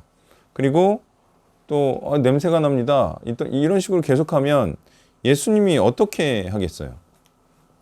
마르다를 자꾸 어떻게 하겠어요? 그냥 둘까요? 자중시키겠죠. 그거 아니다. 네 생각이 틀렸고 자꾸 네 생각을 다른 사람, 너보다 나은 사람한테 종용하지 마라. 이렇게 자꾸 하다 보면 무슨 일이 생기겠어요? 서운하죠. 자꾸 음식 하지 말라 그러는데 음식하고. 그러면 이제 계속 하라고 더? 아니, 자꾸 말씀 모르는데? 그러니까 이제 자꾸 이렇게 조금 핀잔을 주죠. 그러면 이런 사람들일수록 핀잔을 줄수록 이제 자존심도 상하고 또 자기가 하는 거를 좀 보이려고 하는 성향인데 그런 거 못하게 하니까 사실상 뛰쳐나가는 거예요. 저도 뭐 이런 사람들 많이 있었는데 그 중에 한 사람이 정모 리더가 있었죠. 예전에 공식 리더 할 때 정모 씨가 있었어요. 연신내 그쪽에 사는 자매님인데 나중에 뭐 신학교도 가고 그랬어요. 되게 웃긴 게 모임을 할 때 어떤 사람이 와가지고 저한테 이제 막 약간 따진 거야. 모임에서. 그랬더니 이 사람이 막 화를 내면서 모임 끝나고 나올 때 이 사람한테 막 뭐라 그러는 거야. 왜 정사역자님이 한 거에 대해서 뭐 이렇게 이렇게 막 따지냐는 식으로 했어요. 그래 내가 그거 아니다. 이 사람이 와서 자신의 생각을 말할 수 있고 나는 그거에 대해서 조근조근 설명해 주고 이건 정상적인 거다. 오자마자 어떻게 나의 모든 가르침에 대해서 수긍을 할 수 있겠냐. 이렇게 얘기하고 나서 얼마 있다가 이제 광현이 집에서 센터 모임 할 때 그 소위 그때 중심을 잃었던 애들보다 묵상을 못한다라는 얘기를 했어요. 그랬더니 파르르 떨면서 갔어요. 그 자리에서 일어나서. 예. 그러니까 이런 사람들의 특징은 굉장히 충성스럽게 보이려고 해요. 그렇지만 그것이 사실은 그 말씀을 위하거나 또는 그 모임을 위한 게 아니고 사실은 자기를 드러내 보이려고 하는. 그래서 이런 사람들은 낮추면 바로 반발합니다. 왜? 그럼 외향적인 성향이 자기를 드러내 보이려고 하는 성향이거든요. 예전에 경목실에서도 있었죠. 막 외향적인 박간사 있었죠. 예, 딱 그 케이스. 정말 숭악한 여자였어요. 정말 숭악한 여자인데 막 활동적인 걸로 사람들의 시선을 강탈하고 그리고 말을 많이 해서 사람들을 이렇게 현혹시키는. 근데 이제 굉장히 사악한 여자였고 예전에 이신기 목사님이 걸레로 얼굴을 던졌어요. 걸레로 얼굴 던지고 나중에 나갈 때는 반국장님이 이러이러하니까 내가 고소하겠다. 그러니까 바로 돈을 꽂았어. 그 가져간 돈을. 반국장님이 새벽기도 후에 바로 재입금 안 하면 고소하겠다. 그러니까 바로 입금했어. 예. 그런 사람이 있어요. 그냥 막 둥둥 떠다니고 그런 이제 활동적인 걸로. 그러니까 말씀에 대한 관심은 없어요, 사실. 사람들이 좋아 보이게 하는 일을 집중적으로 하고 그런 사람일수록 말은 해야 되는데 말을 하고 나면 그 말이 무슨 말이 돼요? 그런 사람이 특징이에요. 성경을 모르니까 전반적으로 이제 흘러가는 흐름도 읽지 못하는 그런 역량도 없으니까, 그런 지식이 없으니까 하는 말마다 좀 이렇게 문제가 되는 말을 하죠. 예. 그래서 이런 경우에요. 어떤 모험에 갔잖아요. 그러면 신중한 사람은 뭐부터 해요? 분위기나 흐름부터 읽죠. 쉽게 말을 안 내뱉죠. 근데 그런 사람은 조급하게 말을 열어서 그 모임이 갖고 있는 어떤 특별한 어떤 상황이나 사람들의 상황에 대한 이해 없이 그냥 자기를 드러내려는 말을 하고, 또는 뭐 자기가 열심히 하겠다는 말을 하고, 그래서 오히려 열정이 문제를 일으키는 경우가 많이 있죠. 그러니까 처음에는 가만히 있어야 되는데 그 성향이 그걸 버티질 못하는 거죠. 예. 자, 그런 사람들은 종종 있다 이거예요. 예, 좀 이제 생각이라는 걸 해야 되는데. 자, 또 보겠습니다.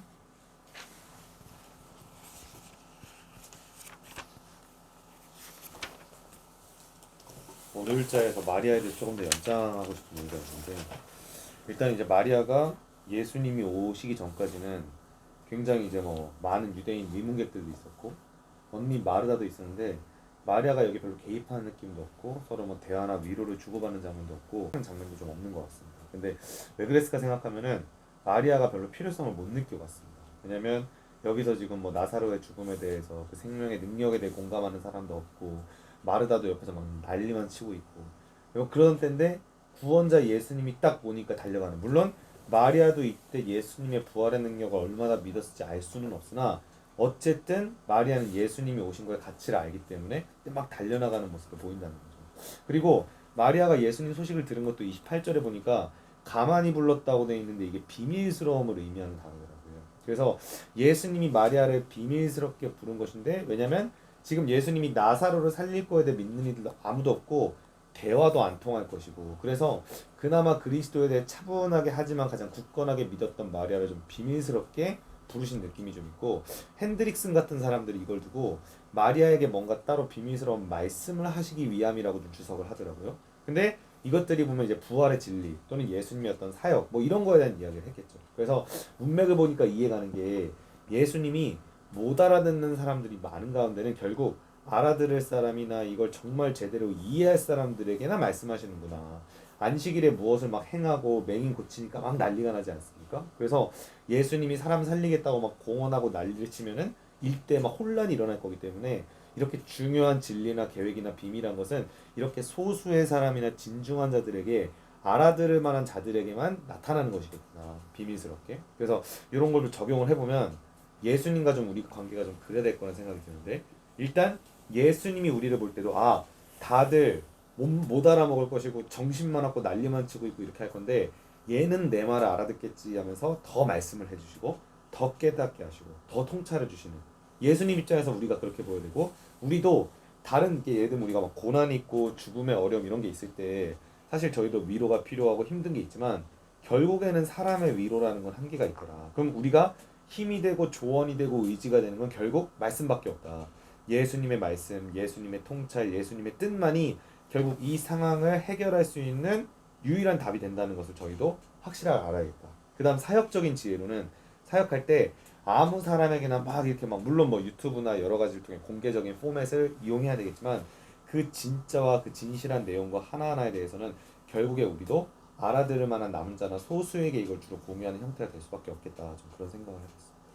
네, 믿는 자에게 더 주는 것이고 믿지 않으려는 자에게는 줘봤자 헛것이 될 것이기 때문에 주지 않겠죠.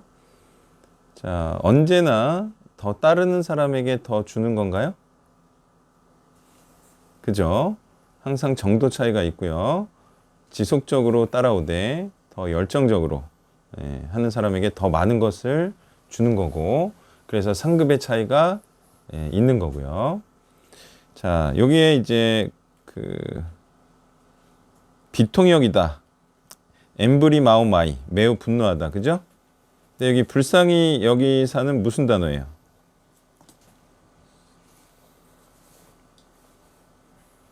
타라소. 자, 무슨 뜻이죠?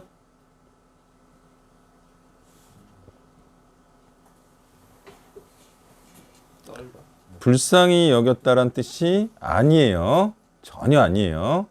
자, 타라소는 무슨 뜻이죠?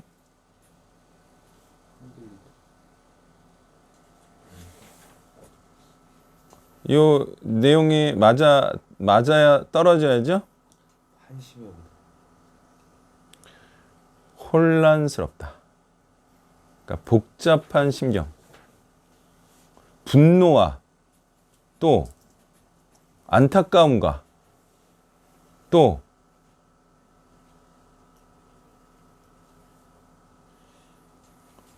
보세요. 요 내용들 있죠? 그를 얼마나 사랑하셨는가. 맹인의 눈을 뜨게 한 이 사람이 그 사람은 죽지 않게 할 수 없었더냐. 이게 다 무슨 말이죠?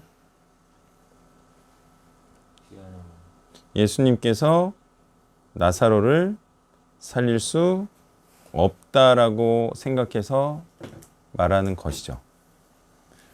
예, 살린다고 생각했으면 이런 말을 안 합니다. 얼마나 사랑하셨는가.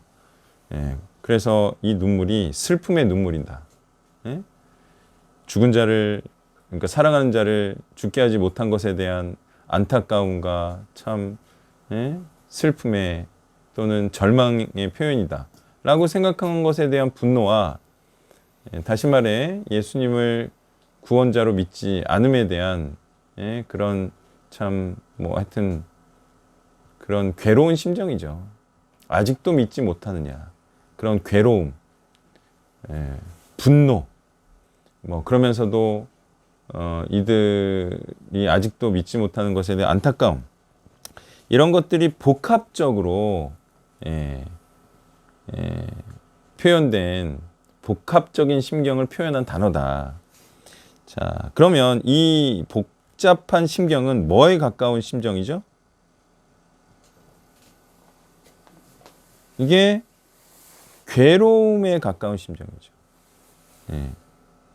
자, 이런 심정이 이들에 대한 분통함, 또 이들의 어리석음, 안타까움의 표현이면서 아직도 죽음을 이기지 못해서 슬퍼하고 절망하는 자들에 대한 또한 불쌍함의 표현은 있나 모르겠어요. 하여튼 뭐 불쌍함도 있겠죠. 안타까움이 불쌍함이니까 뭐 조금 있겠죠. 아니 분노에 가까운 표현이에요. 그리고 세상을 이렇게 만든 사단에 대한 이런 분노의 표현이 이런 심정이겠다.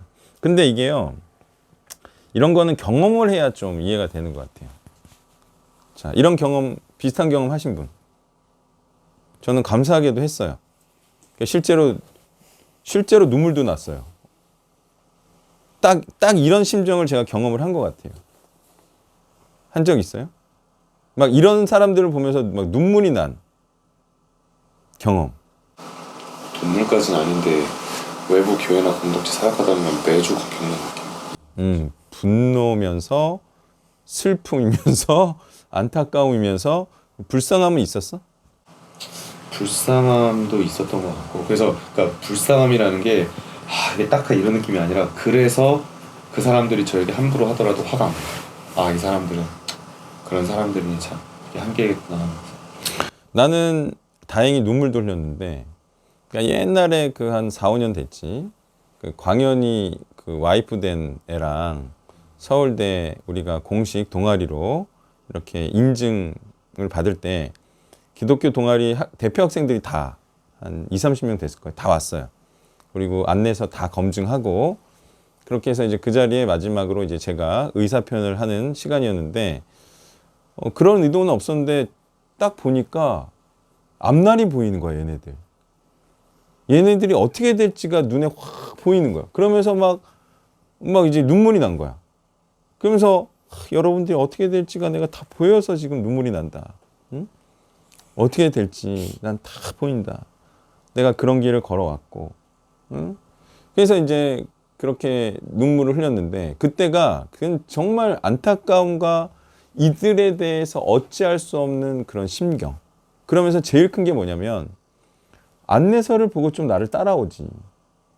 왜 그걸 못 보고 못 알아듣지? 뭐 이런 느낌. 굉장히 복합적이었어요. 막 안타까움과 분노와 그들의 어리석음과 뭐 그러면서도 나를 따라오지 않는 막 안타까움이 막 복합적으로 일어나면서 눈물이 나더라고. 예. 자, 그런 심정과 비슷하지 않을까 이런 생각이 들고요. 이거는 전적으로 예수님께서 그렇게 애쓰셨는데도 그것에 대해서 이해하지 못하고, 그래서 예수님이 어떤 분이신지도 모르고 이런 거에 대한 분노와 안타까움의 표현이다. 자, 이렇게 보면 되겠어요. 자, 또 보겠습니다.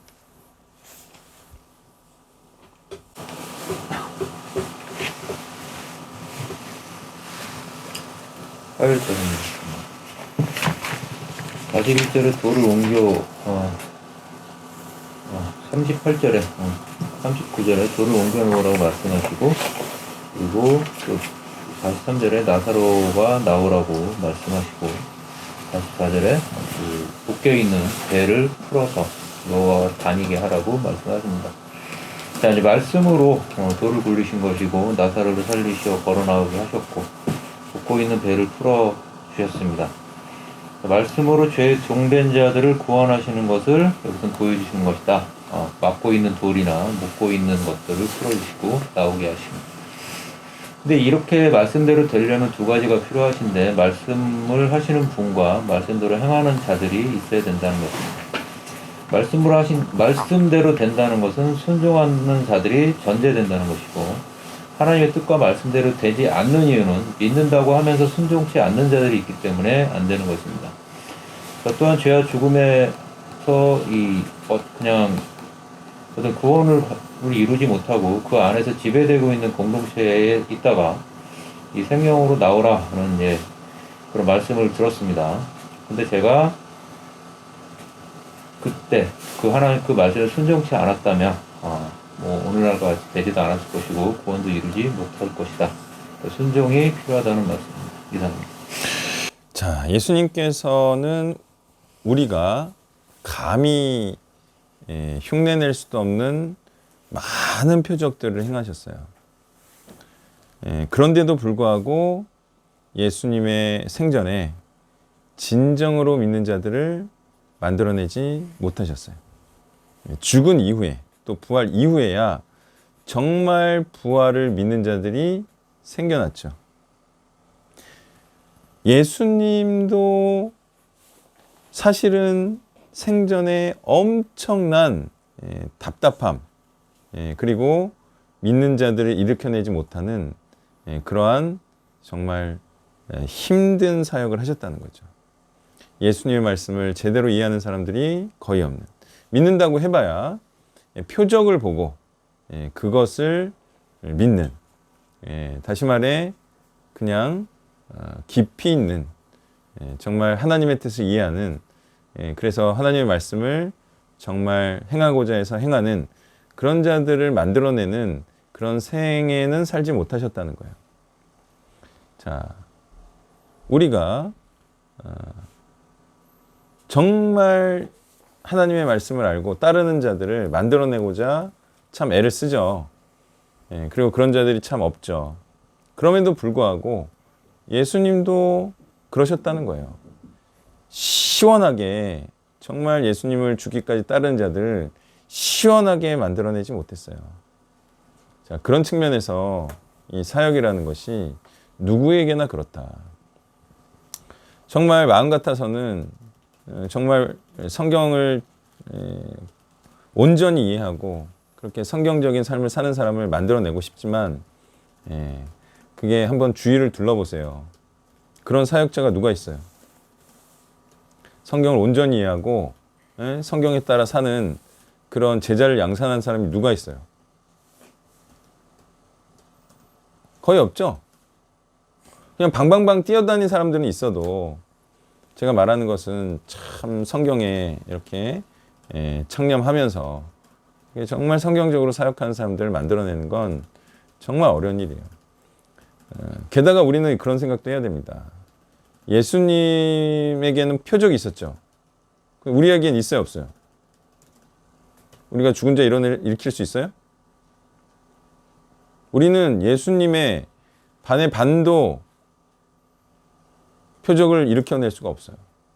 자, 그러면 어떻게 해야 돼요, 우리는? 우리가 없는 것을 아쉬워할 게 아니라, 그죠? 예수님께서 그래도 믿는 자들을 만들어내셨고, 그래서 그런 믿는 자들이 찾으면 또 있고, 또 한국에는 더 있고, 그런 이제 어드밴티지를 생각하면서 힘들지만 감사함으로 사역을 해야겠죠? 예, 뭐 표적이 없다고 뭐 누구를 원망하겠어요. 예, 또 표적을 행해도 왔다가 사라지는 걸 뭐 말씀대로 살 생각도 없고 그냥 표적만 보고 표적 덕만 보고 그렇게 살 사람들이 대부분이고, 우리가 표적도 써봤지만 그냥 혜택만 보고 가죠. 그래 안 그래요? 잘 생각을 해야 돼요. 뭐 표적이 있으면 좋겠다. 어차피 괴롭습니다. 돈이 많으면 좋겠다. 많으면 좋죠. 고원 차리면 좋죠. 그건 참 좋지만 그게 아니면 돈만 보고 있다가 간다니까요. 그것도 사실상 큰 해결책이 될 수가 없어요. 고원 차리는 거 아니나.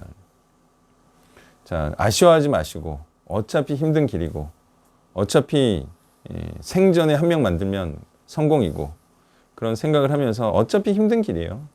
열매를 얻는 게. 이게 돈 버는 일도 아니고 그죠?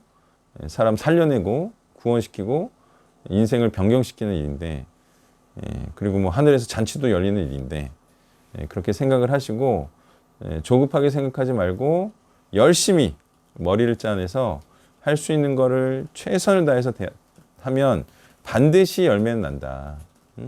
그런 생각을 가지고 할 일이고요. 제가 말했죠. 그 어떤 일보다도 힘든 일입니다. 이건 성경을 독파한다는 것은 사법고시의 3배의 그 노력이 필요하고요. 그리고 정신력도 필요하고, 그죠? 그리고 독파했다고 해도 또 영업이 사법고시 패스한 사람에 비해서 100배나 힘든 영업이다. 네? 수요자가 없으니까. 그래도 우리가 목요일 날 새로운 영혼 2명을 만나죠? 또 하면 또 되잖아요. 만나서 또 이거를 넓히고. 우리가 할 게 많아요. 가피풀에 광고도 내야 돼요. 알아보니까 130, 40 하더라고요. 일주일 광고하는데. 아, 웬만하면 해야겠다라고 했는데 일주일에 130이면 좀 돈 좀 훨씬 더 벌고 그렇게 좀 해야 될 것 같고, 제가 좀 생각하고 있는 거는 이제 제대로 마케팅하는 데를 좀 만나서 제대로 한번 광고를 좀 하면 괜찮지 않을까. 예? 몇 천만 원 들여가지고 그 시원스쿨 있죠. 뭐뭐뭐 시원스쿨 있잖아요. 그렇게 광고를 때려야 돼, 하려면. 예? 그래가지고 일단은 우리가 많은 경험을 쌓아가지고 그렇게 해서 붙잡아야 돼요. 말씀으로. 그런 것도 하고 그러면 몇 명이라도 남겠죠. 그죠? 그리고 아니면 숙소를 대량으로 늘려가지고 안 받아버려. 숙소비를. 응? 그냥 자기들이 알아서 세금 내고 그렇게만 살라고. 그러면 어떨 것 같아요? 그것도 몇 명 남지 않겠어요? 그죠? 네. 그럴 수도 있어요. 아니면 이도저도 아니면 고원 차리면 그때부터는 끝이에요. 게임 끝. 그때는 뭐 영원히 뭐 계속 수급되니까. 그러니까 그럴 날을 좀 생각을 하면서 원래 사역이란 어렵다. 생각하면서 꾸준히 하다 보면 되는 거죠. 자, 이제 15을 세겠습니다. 네, 어쨌든 죽음을 극복하는 삶을 살아야 됩니다. 모든 사람들이 죽음에 굴복해서 죽지 않고자 하지만 죽음을 극복한 자는요, 죽고자 합니다. 무엇을 위해? 복음을 위해 죽고자 하는 그런 삶이 죽음을 이기는 삶이고, 죽음을 두려워하고 또 자기의 목숨을 위해서, 생계를 위해서 사는 자들이 바로 죽음에 굴복한 자들이에요. 복음을 위해 살다 죽으면 죽음을 이기고 생명의 부활로 나온다는 사실을 확신함으로 복음을 위해서 그 어떤 것도 아까워하지 않는, 목숨까지도 아까워하지 않는 정말 죽음을 이긴 삶을 살고 영생하는 삶을 살기를 바라며 자, 이것으로 기도를 대신하겠습니다. 감사합니다.